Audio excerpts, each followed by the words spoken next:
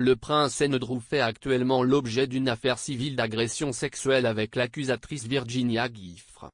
Madame Giuffre poursuit le prince en justice, affirmant qu'il l'a agressée sexuellement alors qu'elle avait 17 ans et était mineure dans certains États américains. Le duc nie avec véhémence les allégations, mais ces luttes juridiques en cours ont suscité des spéculations quant à savoir s'il devrait conserver ses titres et son poste à l'avenir.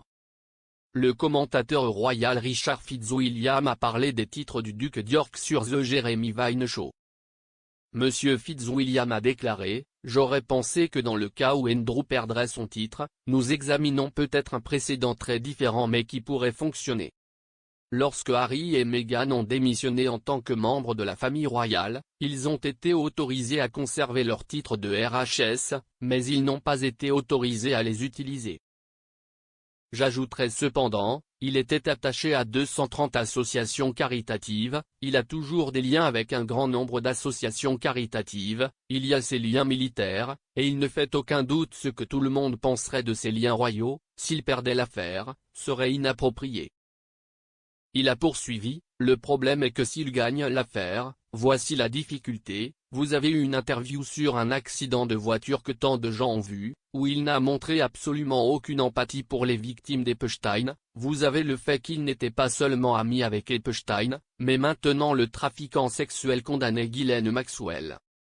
Vous avez également le fait que jusqu'à présent, il n'a pas coopéré avec le FBI, du moins apparemment pas, lorsqu'il essaie de retrouver les complices d'Epstein. » Le prince Andrew est le duc d'York depuis son mariage en 1986 avec Sarah Ferguson, lorsque la reine a offert le titre à son deuxième fils.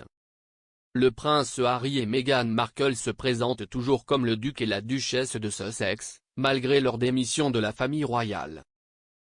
Les spéculations sur l'avenir du duc d'York ont encore été relancées à la suite de la condamnation de la partenaire d'Epstein, Ghislaine Maxwell, la semaine dernière. La femme de 60 ans a été reconnue coupable de 5 des 6 chefs d'accusation auxquels elle était confrontée, dont l'accusation la plus grave était le trafic sexuel d'un mineur. Le verdict a été rendu après 5 jours complets de délibération par un jury de 12 personnes à New York. Le verdict fait suite à un procès très médiatisé qui a présenté le témoignage de 4 femmes qui ont décrit avoir été maltraitées par Epstein entre 1994 et 2004.